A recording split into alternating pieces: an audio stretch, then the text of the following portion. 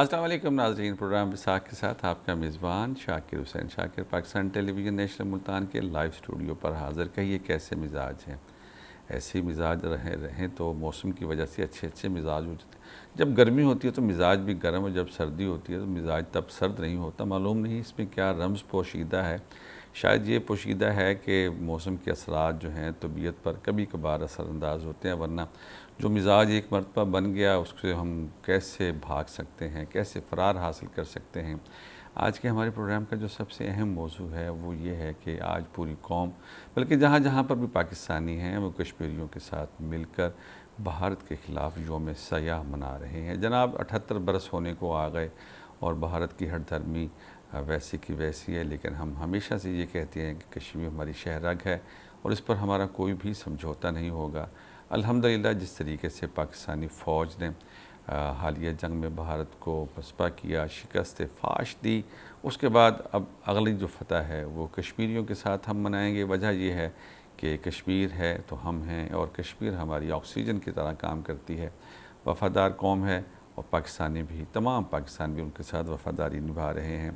ہم آزاد کشمیر میں سیاسی صورتحال پہ بھی بات کریں گے۔ آج پاکستان کی عالمی سطح پر جو پذیرائی ہو رہی ہے، سفارتی سطح پر، کاروباری سطح پر اور سماجی طور پر، یہ ایک بہت بڑا موجودہ حکومت کی کامیابی کا ایک پہلو یہ بھی ہے۔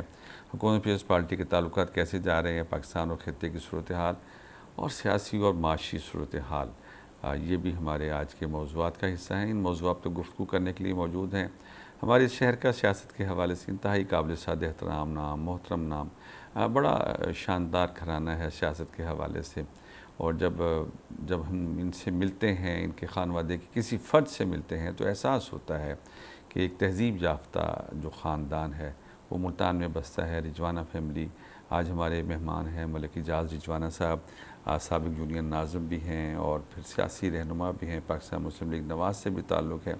وہ جو دھیمے طریقے سے بات کرتے ہیں، دل موہ لینے والا انداز ہے۔ اعجاز بھائی تھینک یو ویری مچ، آپ تشریف لائے، بہت دنوں بعد آپ سے اس پروگرام میں ملاقات ہو رہی ہے۔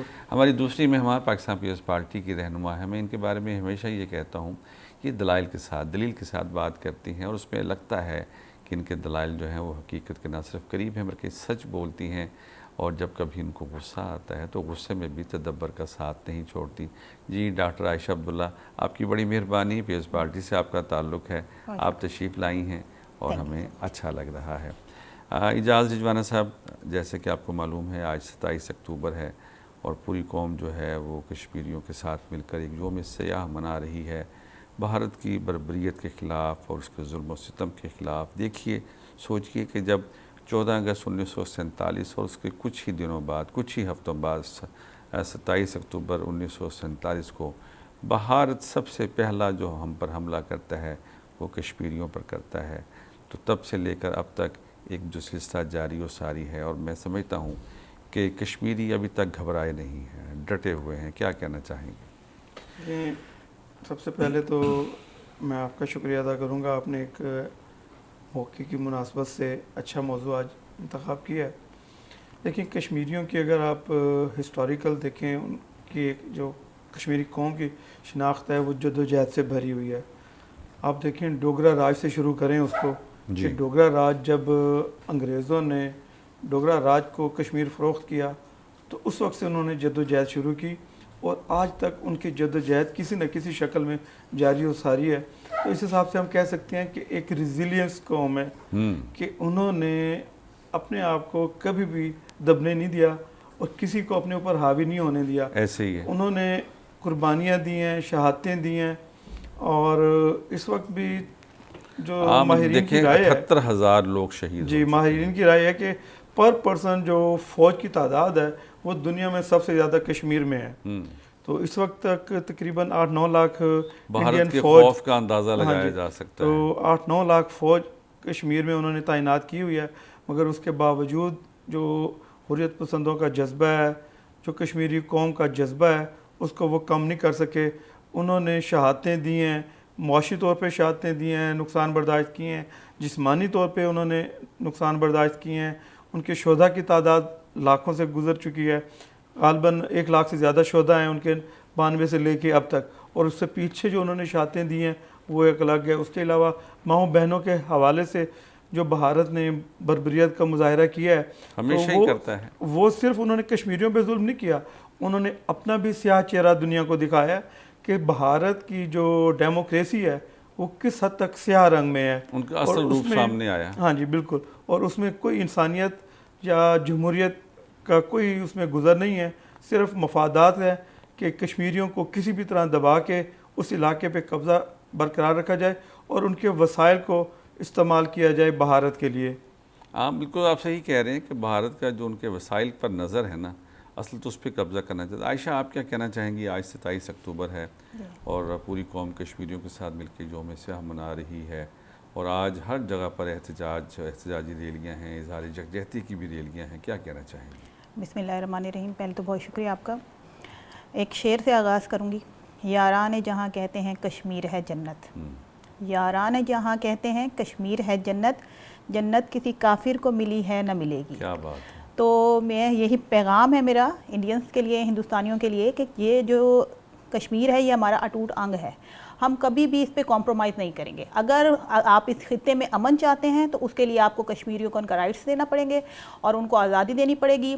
انہوں نے آرٹیکلز چینج کیے, انہوں نے وہاں پہ بربریت کی انتہا کر دی, ظلم کی انتہا کر دی, لیکن آج بھی آپ دیکھیں کشمیری جو ہے وہ کبھی بھی ان کے انفلوئنس میں نہیں آیا. آج بھی وہ اپنی آزادی کی جنگ لڑ رہے ہیں, اور ان کا آخری قطرہ, خون کا آخری قطرہ, یعنی کہ ان کے ایک انسان کا رہ جائے اور اس کا آخری خون کا قطرہ ہونا, وہ اس کو بھی بہانے سے دریغ نہیں کریں گے. تو ہم کشمیریوں کے ساتھ ہیں. ہم نے ہمیشہ یہی سمجھا ہے کہ کشمیر ہمارا شہرک سے بھی زیادہ ہمارے قریب ہے, کیونکہ ہم ہمیشہ اسے اپنا حصہ سمجھتے رہے ہیں, اپنے سے الگ کبھی ہم نے نہیں سمجھا. لیکن انڈینز کی یہ چلاکیاں اور اس طریقے کے واقعات کر کے پاکستان کو جو اس نے غلط ثابت کرنا چاہا بین الاقوامی سطح پر, الحمدللہ وہاں ہر پلیٹ فارم پہ جا کے اسی کو منہ کی کھانی پڑی ہے. اور آج آپ دیکھ رہے ہیں کہ میں سمجھتا ہوں کہ پاکستان نے کشمیر کے معاملے پر ہمیشہ سفارتی فتح حاصل کیا. کیا کہنا چاہیے؟ بالکل صحیح, یہی بات میں کہہ رہی ہوں کہ ہر پلیٹ فارم پہ ہمیں الحمدللہ اللہ پاک نے فتح نصیب کی ہے. اور اب جو ہمارے اس ٹائم ماشاءاللہ پاکستان میں ہماری جو فوجی طاقت ہے, جو ہمارے فیلڈ مارشل ہیں, ان کی میں کہتی ہوں کہ وہ تو کوئی آؤٹ اسٹینڈنگ بندے ہیں ماشاءاللہ ان کی جو پلاننگز ہیں. اور مجھے لگتا ہے کہ اب ہمیں جو ہے نا کشمیر کو جو ہے فتح نصیب ہو جائے گی انشاءاللہ تعالیٰ. جہاں صاحب یہ فرمائیں کہ اس وقت جو ملک میں سیاسی صورتحال ہے وہ الحمدللہ بہت شاندار ہے. حال ہی میں جو حکومت نے TLP سے جس طریقے سے نپٹا ہے اور جس تدبر کے ساتھ نپٹا ہے, انہوں نے وہی سوشل میڈیا پر فیک خبریں اور فیک پرانی ویڈیوز کے ذریعے ایک کوشش کی تھی کہ ملک کے اندر بد امنی پھیل جائے اور عوام کے اندر خوف و ہراس پھیلے. انہوں نے کچھ دن تک مطلب ہے کہ عوام کو تنگ تو بہت کیا, لیکن آخرکار حکومت پنجاب کے بروقت تدبر کی وجہ سے ایک بہترین انتظامی ٹیم نے ان کے احتجاج کو نہ صرف ختم کیا, بلکہ میں سمجھتا ہوں کہ TLP جو ایک آنے والے دنوں میں پاکستانی عوام کے لیے خطرہ بن کے آ رہی تھی, اور اس پہ پابندی لگ گئی. نہ صرف پابندی لگی بلکہ میں سمجھتا ہوں کہ اب جو باقی دوسرے انتہا پسند گروپس ہیں ان کو بھی ایک بڑا اچھا میسج کیا. کیا کہنا چاہیں گے؟ بالکل آپ کی بات درست ہے. اس وقت ہم نے بین الاقوامی طور پہ جو آپریشن بنیان المرصوص کے بعد فوائد سمیٹے تھے, یہ ان فوائد کے لیے بھی ایک براہ راست خطرہ بن رہے تھے. ہم نے دنیا میں معاشی طور پہ فوائد سمیٹے اس آپریشن کے بعد, سیاسی طور پہ فوائد سمیٹے, اس کے علاوہ سوشلی ہم نے بہت زیادہ فائدہ اٹھایا ہے, ہمیں حاصل ہوا ہے. اور وہ تمام فوائد جو ہم نے حاصل کیے تھے اس آپریشن کے ذریعے, اس ایک جتھے کی وجہ سے ہم وہ گنوا رہے تھے. اور میں سمجھتا ہوں کہ ہماری سیاسی قیادت جتھے ہیں, اس طرح کے جتنے بھی جتھے ہیں, بالکل ایسے, تو میں سمجھتا ہوں کہ ہماری سیاسی قیادت اور ہماری اسٹیبلشمنٹ نے بہت اچھا اور بر وقت فیصلہ کیا ہے کہ ان کو یہیں پہ روک دیا جائے, یہ زیادہ ملک کے لیے تباہی کا باعث نہ بنے. اور نہ صرف ان کو بلکہ اس طرح کے اور سوچ رکھنے والے جتھے بھی ملک میں کسی بھی علاقے میں پائے جاتے ہیں, چاہے وہ بلوچستان میں ہیں, KPK میں ہیں, ان کے لیے بھی ایک بڑا اسٹرانگ سچویشن ہے, الارم ہے کہ انہوں نے اگر اپنے حد سے تجاوز کیا تو ان کے ساتھ بھی اسی طرح نپٹا جائے گا.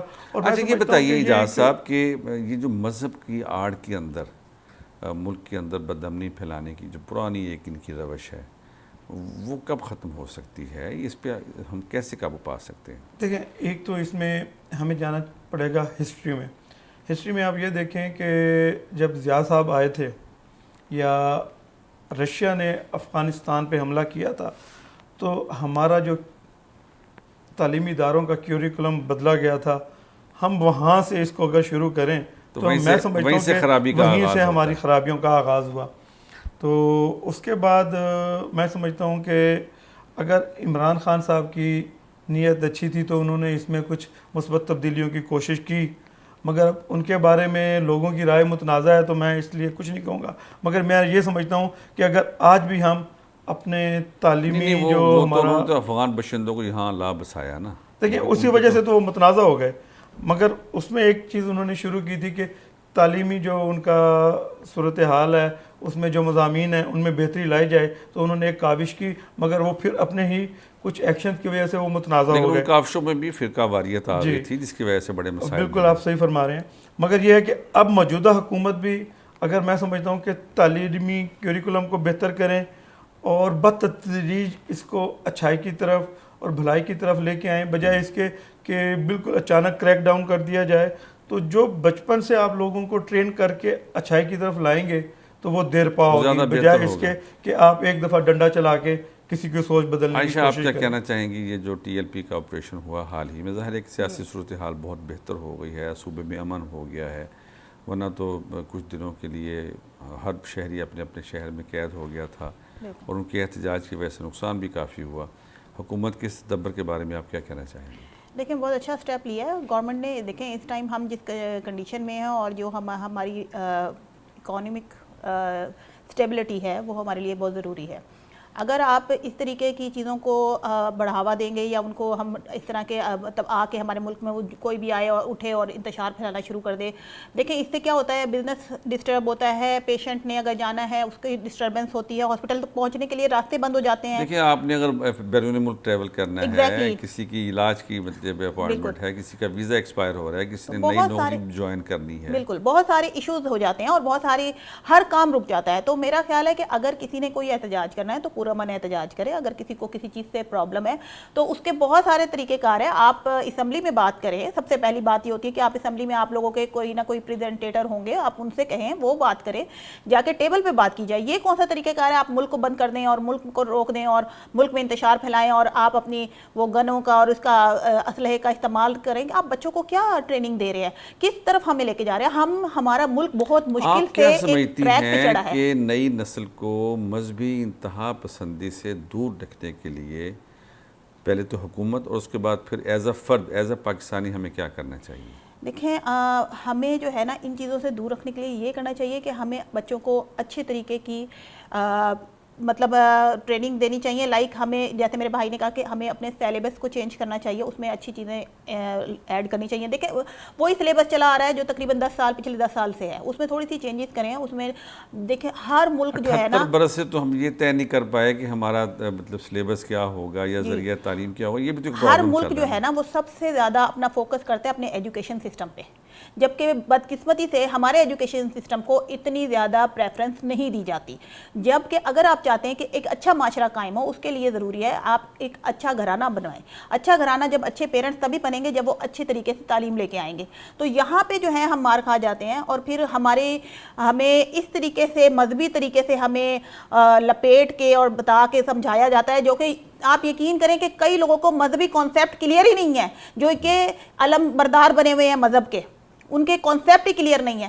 خیر یہ مذہب کی بات بہت زیادہ دور تک چلی جاتی ہے، اس لیے میں زیادہ اس پہ بات نہیں کرتی. چلیں ہم لیکن بات کوشش یہ کروں کرتے ہیں. گی کہ یہ معاشرے بتائیے کو اپنا عائشہ کہ معاشی صورتحال کو اب آپ کیسے جی معاشی صورتحال کو ہم اسی طرح کر سکتے ہیں کہ جو ہے ہمیں کوشش کرنی چاہیے کہ اس طریقے کی جو بھی ایکٹیویٹیز ہوں ان میں ہم اپنے بچوں کو منع کریں، انوالومنٹ نہ ہونے دیں، ان کو اپنے ہی کام میں جو ہے تاکہ معیشت جو بہتری کی طرف گامزن ہے وہ مزید بہتر ہو جائے. جی بالکل مزید بہتر ہو. اور کیونکہ بہت مشکل سے ملک جو ہے ٹریک پہ چڑھا ہے اور جس طریقے کی سچویشن ہم نے جو ہماری پچھلی حکومت تھی جس نے 3.5 سال میں جس طرح سے ہم نے ہمارے ملک کا کباڑہ کیا تھا، وہ اس سے ہم بڑی مشکل سے نکلے ہیں. تو اگر خدارہ میں یہ ہر بندے سے, ہر پاکستانی سے جو نیگیٹو سوچ رکھتا ہے اس سے یہ ریکویسٹ کروں گی کہ پلیز ہمارے ملک کو ایک ٹریک پہ چلنے دو, ہماری اکانومی کو سٹیبل ہونے دو, کیونکہ اس میں صرف ہمارا ہی نہیں آپ کے بچوں کا بھی فائدہ ہے. ایسے ہی ہے. اچھا اجاز صاحب یہ بتائیں کہ معاشی صورتحال ایک تو ہے حکومتی سطح پر, وہ تو الحمدللہ جو اشاریہ آ رہے ہیں, جیسے اسٹاک ایکسچینج ہے, IMF کے ساتھ معاہدے ہیں, قرضہ ہم لے بھی رہے ہیں, قرضہ انٹرسٹ ریٹ بھی کم ہوئے, انٹرسٹ ریٹ بھی کم ہو گیا, اس کا بڑا اثر پڑا ہے. اب prime minister of Pakistan Shehbaz Sharif نے جو زرعی اور صنعتی بجلی کا ٹیرف ہے اس میں بھی بڑی حد تک کمی کر دی ہے, اس سے بھی انشاءاللہ بہتری آنے کا امکان ہے. لیکن یہ بتائیے کہ جو عام آدمی ہے وہ ابھی تک کہتے ہیں جب اس کے حالات بہتر نہیں ہوئے, وہ یہ بات کیوں کر رہا ہے؟ دیکھیں عام آدمی پہ جو سب سے زیادہ چیز اثر انداز ہوتی ہے وہ اس کی روز کی روٹی ہے, اور اس میں ہمیں ایشو آیا ہے کہ جب گورنمنٹ آف پنجاب نے گندم کا ریٹ کم کیا ہے یا انہوں نے پرچیزنگ نہیں کی تو گندم کی کاشت کم ہوئی, سپلائی ڈسٹرب ہوئی, تو وہ جو ایک اس کے اثرات آنے تھے وہ نہ پہنچ سکے. اس کے علاوہ دیکھیں ہمیشہ ہوتا ہے یہ کہ اوپر سے نیچے کی طرف اثرات آتے ہیں, تو ہمارا اوپر کا جو طبقہ ہے وہ اس وقت کچھ وجوہات کی سبب اپنی سرمایہ کاری بڑھا نہیں رہا پاکستان میں, اور حالانکہ اشاریے مضبوط ہیں, اور خاص کر یہ جو 9 مئی کے واقعات ہوئے ہیں اس کے بعد چائنا سے انویسٹمنٹ بہتر ہوئی ہے, ہمارا سی پیک کا کام بہت اچھا ہو گیا, اس کے بعد یہ جو منرلز کے سلسلے میں امریکہ نے انویسٹمنٹ کا پروگرام دیا ہے, اس کے بعد ہمیں جو سعودیت کی طرف سے انویسٹمنٹس آ رہی ہیں, اور مڈل ایسٹ میں اوور آل ہمارا ایک جو ریٹنگ ہے وہ بہت امپروو ہوئی ہے. تو اچھا اجاز صاحب میں آپ کے جواب کے منظر میں ایک سوال میرے ذہن میں, آپ نے کہا جی کہ حکومت نے جو گندم کی امدادی قیمت تھی وہ بڑی کم تھی, اس مرتبہ جو رکھی گئی ہے اس کے بارے میں آپ کیا کہتے ہیں؟ میں اس میں بہت ہوپ فل ہوں کہ اس وقت جو امدادی قیمت رکھی گئی ہے اس کی وجہ سے اکنامک ایکٹیویٹی بہتر ہوگی. لیکن کسان کہہ رہی ہے پھر بھی کم ہے. آپ کی بات درست ہے کہ کسان دیکھیں وہ تو ہے کہ یہ دل مانگے, اور وہ والی بات اگر آپ کریں گے تو پھر تو کوئی بندہ بھی اچھا آپ کا بھی تعلق ہے, آپ بھی مطلب ظاہر ہے کہ یہ سارے اس پروسیجر سے گزرتے ہیں, کیا اس میں کسان کے لیے کچھ بچت کا کوئی ہے سلسلہ؟ ڈیفینیٹلی اگر یہ جو 3500 روپے کی انہوں نے مختص کی ہے من رقم, تو اس میں سے کسان کو نقصان نہیں ہے. اچھا اب دوسری بات یہ ہے کہ کسان, اب کچھ کسان بہت محنت کرتے ہیں, وہ 50-60 من 70 من بھی ایوریج لے لیتے ہیں. اب کچھ کسان گھر بیٹھے کاشت کریں جو 15-20 من ہو تو اس نے نقصان ہی کرنا ہے. ادروائز 3500 روپے من جو ریٹ ہے یہ مناسب ہے, اور اس میں حکومت کو بھی فوائد ملیں گے, اس میں کسان کو بھی فائدہ ہوگا, اور اس میں عوام کو بھی فائدہ ہوگا, کیونکہ پچھلے ادوار میں آپ دیکھیں 5000 تک ریٹ گیا ہے, تو اس حساب سے اگر آپ کمپیئر کریں تو یہ مناسب ریٹ ہے. ایک چیز تو یہ ہے نا کہ جب آپ گندم کی پرائس زیادہ رکھتے ہیں تو اس کا براہ راست اثر جو ہے نا عوام پہ آتا ہے. یہ تاریخ میں پہلی مرتبہ ہوا کہ روٹی کی جو پرائس تھی وہ 2530 روپے تک چلی گئی تھی, اور وہ روٹی بھی اس معیار کی نہیں تھی, آٹا بھی اس معیار کا نہیں تھا. اب پچھلے 2 برسوں سے ایک چیز تو بڑی اچھی ہے نا کہ غریب آدمی اور امیر آدمی, متوسط آدمی, سب کو ایک ہی ریٹ پر, یعنی کہ 15 روپے کی روٹی, ایک اچھی روٹی مل رہی ہے. اچھا روٹی فروخت کرنے والے کو بھی پرابلم نہیں ہے, روٹی لینے والے بھی خوش ہے, روٹی کھانے والا بھی خوش ہے, تو اس کا مطلب ہے کہ حالات کچھ بہتری کی طرف دیکھیں. گورنمنٹ آف پنجاب اس میں بھرپور کوشش کر رہی ہے, انتظامیہ کو انہوں نے فری ہینڈ دیا ہوا ہے, اس کے ساتھ ساتھ مریم نواز خود مانیٹرنگ کرتی ہیں, اور انہوں نے اس طرح کی ٹیمیں بنائی ہوئی ہیں جو کہ ہوٹلوں پہ, تندوروں پہ جا کے اس چیز کا معیار کو بھی چیک کرتے ہیں. ابھی آپ کی فوڈ اتھارٹی ہے, بہت عرصے سے بنی ہوئی تھی, مگر جتنی ایکٹیولی وہ اب کام کر رہی ہے وہ پہلے اس طرح کا سلسلہ نہیں تھا. اس کے علاوہ اب پیرا فورس بنی ہے. تو یہ ساری چیزیں ایک کلیکٹیو سٹیپس انہوں نے لیے ہیں. اس کلیکٹیو سٹیپ کا یہ اثر ہے کہ آپ کو خریدنے والا بھی مطمئن نظر آ رہا ہے, آپ کو بیچنے والا بھی مطمئن نظر آ رہا ہے, اور جو گرو کر رہا ہے وہ بھی ٹو سم ایکسٹینٹ اس پہ مطمئن ہے کہ 3500-3000 لیکن ایک آواز اب لاہور اور راولپنڈی کے جو جتنے بھی تندور والے ہیں یا نان کلچا لگانے والے, ان کا یہ کہنا ہے چونکہ گیس مہنگی ہو گئی ہے تو ہمیں اب روٹی کی قیمت بڑھانے کی اجازت دی جائے. یہ لوگ بھی تو زیادہ منافع کے چکروں میں ہوتے ہیں. نہیں, اس میں میں سمجھتا ہوں کہ آبویسلی ایک چیز جب آپ ریٹ میں فلیکچویشن آتی ہے تو ان کے اوپر بھی وہ اثر انداز ہوتی ہے، مگر اس کو اس طرح نہیں ہونا چاہیے کہ وہ اس میں بہت زیادہ اضافہ کر دیں. اس میں جس طرح ایک بجلی کے یا گیس کے ریٹ بڑھے ہیں یا آٹے کا ریٹ بڑھا ہے، اسی تناسب سے اگر وہ اس میں اضافہ کریں تو میرے خیال میں یہ تکلیف دہ عوام کے لیے بھی نہیں ہوگا اور حکومت کے لیے بھی ان کا اس طرح کا مطالبہ ماننا آسان ہوگا. عائشہ یہ بتائیے کہ پاکستان پیپلز پارٹی اور پاکستان مسلم لیگ نواز ظاہر دونوں حکومت میں ہیں، کہیں پر آپ کا صدر ہے، کہیں پہ گورنر ہے اور 2 گورنر آپ کے پاس ہیں. اب آزاد کشمیر میں بھی حکومت سازی کے لیے کل پریزیڈنٹ زرداری نے پرائم منسٹر سے رابطہ کیا ہے. کیا سمجھتے ہیں، تعلقات کیسے دیکھ رہے ہیں آپ دونوں کے؟ تعلقات دیکھیں، ہم نے تو ہمیشہ قربانی دی اور ابھی بھی ہم اپنے حکومت کے بچانے کے لیے ہم نے اپنے جو ہمارے تھے ایشوز ان کو ہم نے سائڈ پہ رکھتے ہوئے اس حکومت کو مزید ساتھ ان کے ساتھ چلنے کا ہم نے ارادہ کیا ہے. اور ہماری جو پارٹی آپ کو پتہ ہے قربانیوں سے بھری ہوئی ہے اور آگے بھی وہ پاکستان کی مستحکم کرنے کے لیے پاکستان کے بڑی شاندار قربانی ہے. آپ مطلب ہے کہ مراد بھی لیتے ہیں، عہدے بھی لیتے ہیں. نہیں، ہم نے کوئی یہاں پہ آپ دیکھیں کوئی منسٹری ہمارے پاس نہیں ہے، کوئی ہم حصہ نہیں ہے حکومت کا، حصہ نہیں ہے. پارٹی کے کام ہو رہے ہیں کہ نہیں ہو رہے؟ نہیں، کام تو ہم کر رہے ہیں الحمدللہ. ہم نے تو آپ دیکھیں ہمارے جتنے بھی M P As M N As ہیں وہ اپنے حلقوں میں جاتے ہیں، باقاعدہ ان کے ایشوز سالو کرتے ہیں. آپ یہ دیکھیں بلاول ہمارے چیئرمین صاحب جو ہیں انہوں نے باقاعدہ ایک اس وقت وہ والا معاملہ تو جو بہو ساس کی لڑائی ہوتی ہے. نہیں، آپ دیکھیں ہم نے اپنے اختلافات کو سائڈ پہ رکھتے ہوئے دوبارہ ان کے ساتھ بیٹھ کے ان کی ٹرم اینڈ کنڈیشن پہ ہم نے کہا کہ چلے جی ملک میں استحکام رہے، ملک میں سلامتی رہے. اسی وجہ سے ہم نے پھر دوبارہ اگین قربانی دے کے انہی کے ساتھ بیٹھ کے دوبارہ سے حکومت کو اس کو چلنے کی ہم کوشش کر رہے ہیں. عائشہ، آپ کی سیاست پہ بڑی گہری نظر ہے، میں نے دیکھا آپ کے ساتھ بیشمار پروگرام کیے ہیں. مطلب پیپلز پارٹی کی ایک رہنما کے طور پر میرا آپ سے ایک سوال ہے کہ کیا اس وقت ضروری تھا کہ چند ماہ رہ گئے ہیں آزاد کشمیر میں الیکشن ہونے میں، اس وقت حکومت بنانے کی پیپلز پارٹی کو کیا ضرورت ہے؟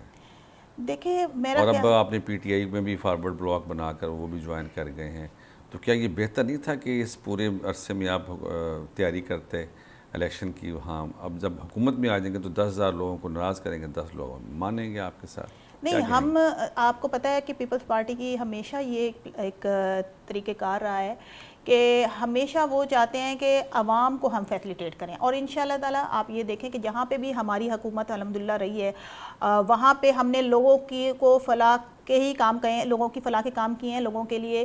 اب جیسے حکومت بنتی ہے اگر ہماری انشاءاللہ تعالیٰ تو اس میں بھی ہم کوشش یہ کریں گے کہ ہم اپنا بیسٹ ڈیلیور کریں. اور جب ہم بیسٹ ڈیلیور کریں گے تو ڈیفینیٹلی آپ کو پتہ ہے الیکشنز اب دور رہی ہیں، 5 سال مکمل ہونے والے ہیں. تو جب ہمارے اچھی کارکردگی عوام دیکھے گی اور ہمارا اچھا ان کے لیے کام دیکھیں گی تو وہ ڈیفینیٹلی ہمیں مزید چوز کرے گی. میرا خیال ہے کہ یہ مختصر سے عرصے میں کوئی اچھی کارکردگی ہو سکتی ہے، ڈیفینیٹلی ہو سکتی ہے اگر آپ کے پاس اچھی پلاننگز ہیں. اب آپ یہ ایک چھوٹی سی بات آپ یہی دیکھیں کہ جب یہ ملک 3.5 سال پی ٹی آئی کے دور حکومت کے بعد جب ہم آیا ادھر دور اب جو موجودہ حکومت ہے اس کے ہاتھ میں، تو دیکھیں وہ ڈیفالٹر ہو رہا تھا، ہمارا ڈیفالٹ کی طرف جا رہا تھا. تو وہاں سے ہم نے بچا کے جو ہے ڈیفینیٹلی اس میں زرداری صاحب کا ایک بہت بڑا رول ہے. ٹھیک ہے، آپ کو پتہ ہے کہ ان کی جو پلاننگ ہے وہ کس طریقے کے ہیں، تو انہوں نے اس کو بالکل الحمدللہ ایک ٹریک پہ چڑھایا ہے. تو یہ اس بات کو بالکل بھی نظر انداز نہیں کیا جا سکتا کہ زرداری صاحب کی جو نظر ہے وہ بہت زیادہ واسٹ ہے اور بہت زیادہ وہ ایک گہری نظر رکھتے ہیں اپنے ہر عمل پہ. اچھا اعجاز صاحب یہ فرمائیں کہ یہ جو مطلب پنجاب کے اندر بلدیاتی انتخابات کا بھی اب شنوائی ہو رہی ہے، حلقہ بندیاں نہیں ہو رہی ہیں، لیکن مسلم لیگ نواز کے بارے میں ایک بات ہے کہ یہ بلدیاتی انتخابات نہیں کرواتی ہے، کیا کہتے ہیں؟ نہیں، میں سمجھتا ہوں کہ یہ ایک غلط تاثر ہے. اب آپ دیکھیں ہسٹری میں جتنے بھی الیکشن ہوئے ہیں وہ تقریباً مسلم لیگ نواز کی حکومت میں ہوئے ہیں پچھلے، اگر آپ 88 سے آنورڈ دیکھیں تو میں تو اس کو رد کرتا ہوں. الیکشن ہوا ہے جو مشرف صاحب نے کروایا تھا، اور آپ کو پتہ ہے کہ اس طرح کے جو لوگ الیکشن کرواتے ہیں ان کی نیت کیا ہوتی ہے اور ان کا طریقہ کار کیا ہوتا ہے. اس کے بعد اب یہ ہے کہ پچھلے اگر آپ ماضی قریب میں دیکھیں عمران صاحب کی حکومت آئی، اچھے بھلے چلتے ہوئے ادارے انہوں نے سسپینڈ کر دیے، ایسے ہی ہے، اور نہ صرف سسپینڈ کیے دوبارہ انہوں نے الیکشن بھی نہ کروائے اور عدالتوں سے ریسٹور ہو کے ہمیں آنا پڑا. تو میں سمجھتا ہوں کہ یہ تاثر غلط ہے، اور ہماری حکومت اب یہ جو شیڈول آیا ہے اس میں انہوں نے ایکٹیولی پارٹیسپیٹ کیا ہے اور انہوں نے فوراً ہی قانون سازی کی ہے. اس نئی قانون سازی کو انہوں نے منظور بھی کر لیا ہے اور سائن بھی ہو گئے اچھا، ہیں، اور آپ اس کے حساب چونکہ سے بلدیاتی limitations ہو رہی ہیں۔ سیاست کا آپ حصہ رہے ہیں، جی یہ جو نیا سارا کچھ آیا ہے حکومت کی طرف سے، جو بھی بل منظور ہوا ہے، آپ سمجھتے ہیں کہ اس سے بہتری آئے گی یا اس کو میں تبدیلی آنی چاہیے؟ دیکھیں، میں سمجھتا ہوں کہ من حیث القوم ہمارے اندر کچھ کمیاں ہیں کہ ہم جو بھی سسٹم لے کے آئے ہیں ہم نے اس کو فیل کر دیا ہے۔ تو میں سمجھتا ہوں کہ سسٹم میں غلطیاں ہوتی ہیں، کمی کوتاہیاں ہوتی ہیں، مگر ایک جو تسلسل ہوتا ہے وہ ان کمیوں کوتاہیوں کو کم بھی کرتا ہے اور دور بھی کرتا ہے۔ تو میں سمجھتا ہوں کہ سسٹم جو نیا دے رہے ہیں یہ بھی اچھا ہے، جو پہلے سسٹم چلتے رہے ہیں وہ بھی ٹھیک تھے، لیکن مگر جو جب تک آنے تسلسل نہیں والا ہوگا۔ نظام ہے اس پہ بے شمار سوالات اٹھ رہے ہیں کہ اس میں یہ ہونا چاہیے تھا، یہ ہونا چاہیے تھا۔ دیکھیں، ایک چیز ابھی آئی نہیں، تو جو لوگوں میں لیکن وہ ایک اختلافات ہے یونیورسٹی کو ذہن میں، اتنا بڑا کر دیا، اتنا پھیلا دیا ہے، اس پہ اتنے عوام، اتنے ووٹر شامل کر دیے ہیں، کیا ایک یونین ناظم کے لیے اتنا وہ ہو جائے گا کہ وہ سب سے رابطہ کر لے؟ نہیں، یونین ناظم تو اب انہوں نے آسان کر دیا ہے کہ آپ کے کونسلر منتخب ہو کے آئیں گے۔ مطلب وہ جو کونسلرز کا حلقہ ہے ہاں جو جی، وہ تو بہت پھیلا دیا نا۔ کونسلر کا حلقہ آپ کی بات بجائے، مگر جب وہ آگے سے چیئرمین یا ناظم کا انتخاب کریں گے تو وہ ایک 10-12 بندوں میں ہونا ہے۔ اور میں سمجھتا ہوں کہ وہی پہلے والی بات کہ سسٹم یہ بھی برا نہیں ہے۔ ہارس ٹریڈنگ کا راستہ نہیں کھلے گا؟ نہیں، میرا نہیں خیال۔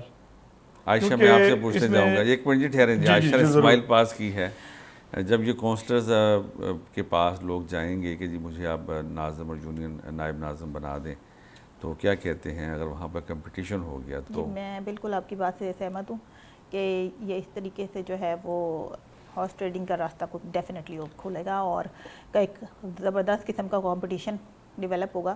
اور میں اس چیز پہ متفق نہیں ہوں، میں سمجھتی ہوں کہ جو پہلے سسٹم تھا وہ بہتر تھا۔ اب یہ جو ہے یہ ہمیں دوسری طرف لے جائے گا، جو کہ یہ اس طرح سے آپ کا ایک اچھا کینڈیڈیٹ آگے آنے سے رہ جائے گا۔ مطلب آپ یہ سمجھتی ہیں کہ ناظم اور نائب ناظم بھی عوام منتخب کرتے جس طرح ماضی میں ہوتا تھا، بالکل، تاکہ ان کو پتہ ہو کہ یہ ہمارے کمانڈ کرنے والے ہیں، یہ نائب کمانڈ کرنے والے ہیں۔ اجازت صاحب، بالکل آپ بتائیے، اب بتائیں۔ دیکھیں، یہ جو بات ہو رہی ہے نا کہ ہارس ٹریڈنگ، میں ذاتی طور پہ سمجھتا ہوں کہ اگر کوئی بندہ بکنا چاہے تو اس کو کوئی روک نہیں سکتا، ادروائز ایسی کوئی بات نہیں ہے کہ آپ جو کونسلر آپ کے منتخب ہوں گے عوام سے، وہ لوگ ہوں گے جو کہ اپنا اثر رسوخ رکھتے ہیں اپنے حلقے میں۔ جو بندہ ووٹ لے کے آئے گا اس کے پیچھے عوام کی طاقت ہوتی ہے، عوامی سوچ ہوتی ہے کہ اس نے کل کو اسی کے اندر جا کے۔ دیکھیں اجاز صاحب، یہ بڑا مشکل کام ہے۔ مثال کے طور پہ میں کہتا ہوں کہ جی اجاز صاحب جو ہیں وہ چیئرمین کے لیے مطلب ولنگ ہیں کہ آپ نے اپنا گروپ بنا دیا، 10 بندے آپ نے نامزد کر دیے، وہ جو کونسلرز منتخب ہوں گے ان میں سے چاہا کسی میں سے کونسلر نے کہا جی کہ میرے ابا جی زیادہ اہل ہیں، تو پھر آپ کیا کریں گے؟ چاہے بھلے آپ کا گروپ ہی جیت گیا ہے۔ دیکھیں، اس کے اگر ابا جی الیکشن لڑ کے آ رہے ہیں اور وہ اہل ہیں تو وہ پھر ٹھیک ہے، وہ اپنے آپ کو پیش کریں۔ اگر اس کو منتخب کر لیا جاتا ہے تو ویل اینڈ گڈ، اس میں تو کوئی ایسی خرابی میری سمجھ میں نہیں آتی۔ صورتحال ہے۔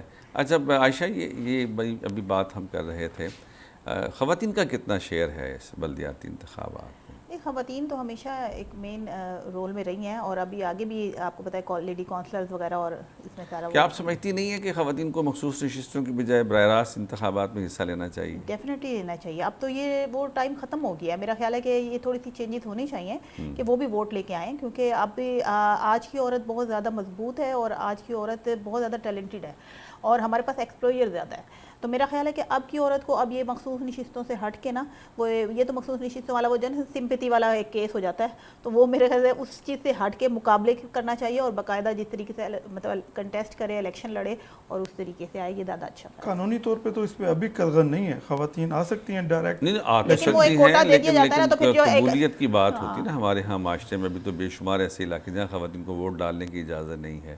اجازت صاحب، یہ بتائیے کہ پاکستان کی جو عالمی پذیرائی ہو رہی، بھی آپ نے کہا کہ سی پیک بھی ہے، سعودیہ کے ساتھ تعلقات ہیں، عالمی سطح پر امریکہ جو ہے آپ کو آگے بڑھ کے ٹرمپ جو ہے وہ حیران کن مطلب رد عمل دے رہا ہے اور بھارت کو اس نے ٹف ٹائم دے رکھا ہے۔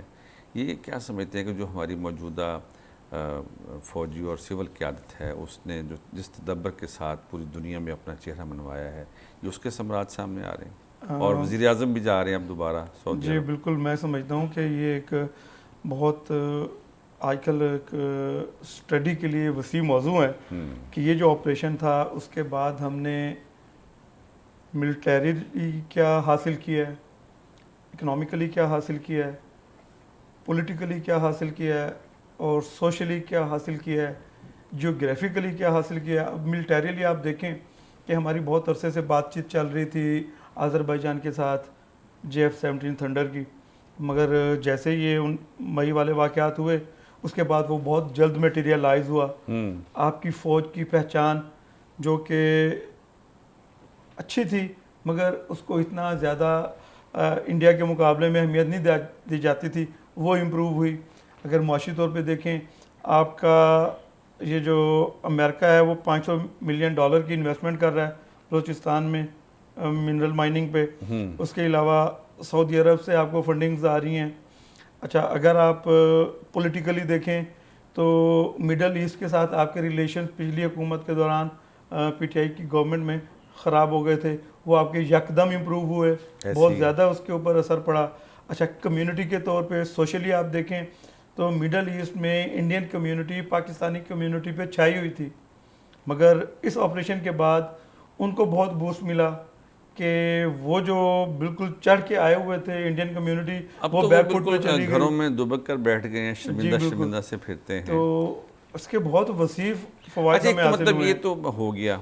اب جو ہماری نوجوان نسل ہے اس میں ظاہر بہت زیادہ انرجیٹک ہے، بہت زیادہ صلاحیتیں ہیں. کیا ان کے لیے مزید اچھے روزگار کے مواقع بھی تو بن رہے ہیں نا؟ ڈیفینیٹلی بن رہے ہیں. دیکھیں، جب کسی ملک میں باہر سے انویسٹمنٹ آنا شروع ہوتی ہے تو روزگار بڑھتا ہے، تو وہ روزگار ہماری اپنی عوام کے لیے ہے، ہمارے نوجوانوں کے لیے، ہمارے یہاں کے جو قبائل ہیں خاص کر بلوچستان میں ان کے لیے ایک بہت بڑی اپرچونٹی ہے. اور میں تو بالخصوص اپنے بلوچستان کے بھائیوں سے کہوں گا جو پہاڑوں پہ چڑھے ہوئے ہیں کہ یہ صرف بلوچستان کا مستقبل نہیں روشن ہوگا، یہ پاکستان کا مستقبل روشن ہوگا. آپ لوگ اس طرح کی تمام قباتیں چھوڑ کے حکومت کے ساتھ ہاتھ سے ہاتھ ملائیں تاکہ یہ پروجیکٹ جو سال 2 سال میں مکمل ہونے ہیں یہ اس سے زیادہ جلدی سے مکمل ہوں اور اس کے ثمرات ہمارے گھروں تک جلد سے جلد آئیں.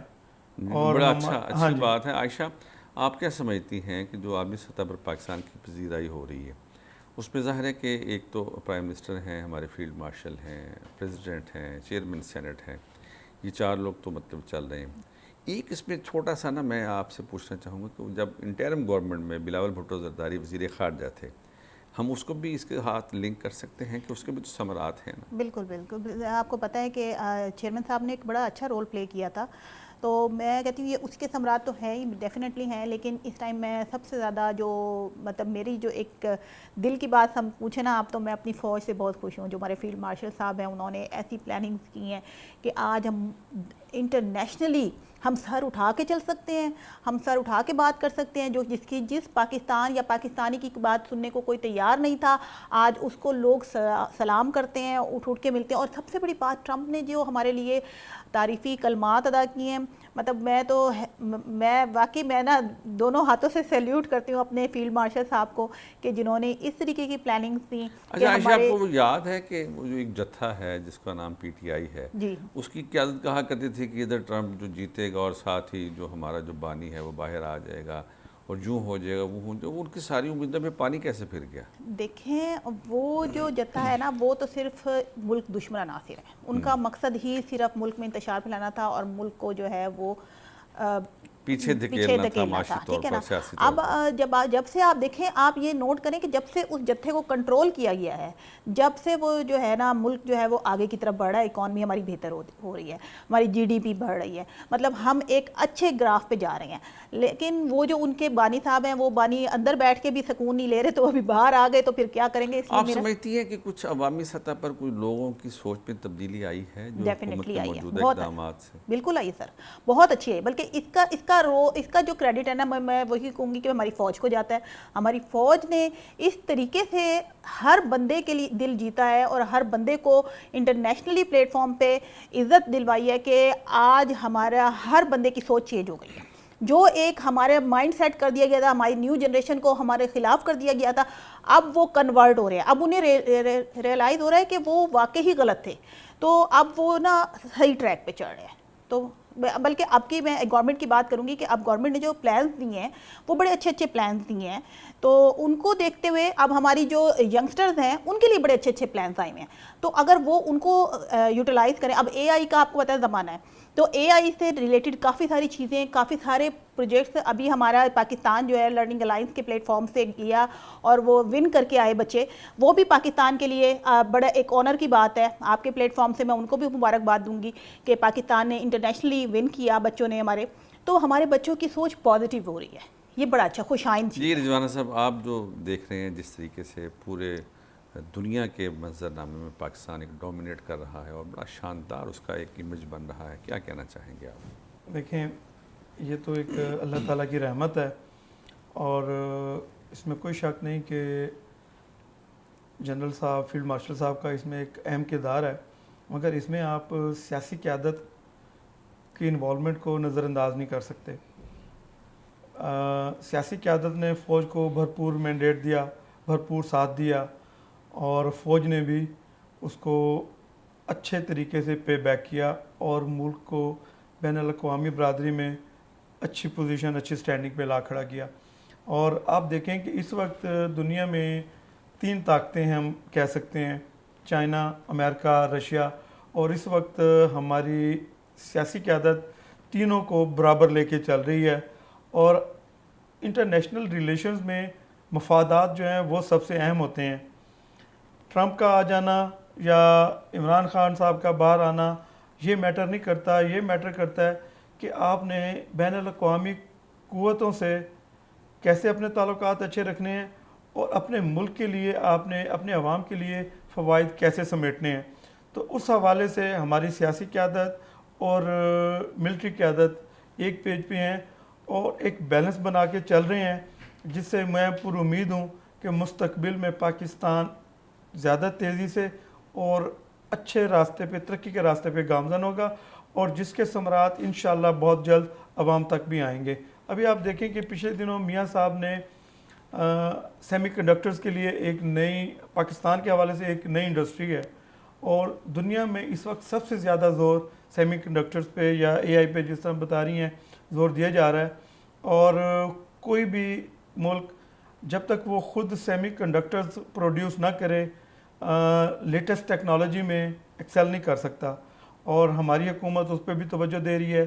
اب اس سے پہلے آپ دیکھیں کہ موبائلز ہم باہر سے امپورٹ کرتے تھے، وہ پاکستان میں بننا شروع ہو گئے ہیں. بلکہ کل میں ایک خبر دیکھ رہا تھا کہ ایک نئی کمپنی بھی پاکستان میں موبائل لانچ کرنے لگی ہے، اور سارا موبائل ان کا پاکستان میں ہی مینوفیکچر ہوگا. تو ہم اچھے راستے پہ چل رہے ہیں، اڑان جو ہے وہ بہتری کی انشاءاللہ طرف ہے. ہم مستقبل میں اچھائی کی طرف اچھا اجازت، جو ہمارے پاس چونکہ وقت بھی بڑا محدود ہوتا ہے اور درمیان میں ایک فنی خرابی بھی ہوگی، لیکن ہم یہ چاہیں گے کہ آج 27 اکتوبر ہے اور پوری قوم جو ہے وہ کشمیریوں کے ساتھ یوم سیاہ منا رہی ہے، کوئی پیغام دینا چاہیں گے؟ دیکھیں، میں سب سے پہلے تو کشمیریوں کے لیے کہوں گا کہ آپ کے بزرگوں نے، آپ کے آباء و اجداد نے جس حوصلے اور ہمت سے کام لیا ہے، آپ بھی اسی طرح ہمت اور حوصلے سے ڈٹے رہیں. پاکستانی قوم آپ کے ساتھ ہے. ہم زندگی کے ہر موڑ پر، مشکل میں، دکھ سکھ میں آپ کے ساتھ ہیں، اور جہاں جہاں آپ کو ہماری ضرورت ہوگی، بین الاقوامی طور پہ بھی اور ود ان آزاد کشمیر کہیں پہ پاکستان کے حوالے سے کشمیریوں کو ضرورت ہے تو ہم آپ کے ساتھ ہیں. ہم بیک اپ نہیں کریں گے، بیک آؤٹ نہیں کریں گے، اور آپ کو ہر جگہ پہ انشاءاللہ پاکستان کشمیریوں کے ساتھ نظر آئے گا. جی عائشہ، آپ کچھ کہنا چاہیں گے 27 اکتوبر کے حوالے سے؟ بالکل، میں یہی پیغام دوں گی کہ کشمیر ہمارا اٹوٹ انگ ہے اور ہم اسے کبھی بھی اپنے سے الگ نہیں ہونے دیں گے، اور جہاں پہ بھی ہماری ضرورت پڑے گی، جہاں ہم ان کے لیے ایک آواز اٹھا سکیں گے، چاہے وہ انٹرنیشنل پلیٹ فارم ہو، چاہے کسی بھی پلیٹ فارم پہ، ہم ان کے ساتھ ہیں. اس کے علاوہ ہماری فوجی طاقت بھی ان کے ساتھ ہے. اس کے علاوہ ہمارے پاکستانی ہر ایک بچہ کشمیری کے ساتھ ہے. ہمارا دل ہر ایک کا کشمیری کے ساتھ جڑا ہوا ہے. ہم انہیں اپنے سے الگ نہیں سمجھتے، اس لیے وہ اپنے آپ کو بالکل تنہا نہ سمجھیں. ہم ان کے ساتھ ہیں، اور یہاں تک جد و جہد رہے گی ہم ان کے ساتھ رہیں گے. جی بہت شکریہ ڈاکٹر عائشہ عبداللہ اور جناب ملک اعجاز رضوانہ صاحب، آپ تشریف لائے اور کرنٹ صورتحال پر آپ نے گفتگو عطا کی. اس کے ساتھ ہی ہمارے آج کے پروگرام کا وقت ختم ہوا چاہتا ہے. اپنے میزبان شاکر حسین شاکر کو پاکستان ٹیلی ویژن ملتان کے اسٹوڈیو سے اجازت دیجیے. اللہ کے حوالے.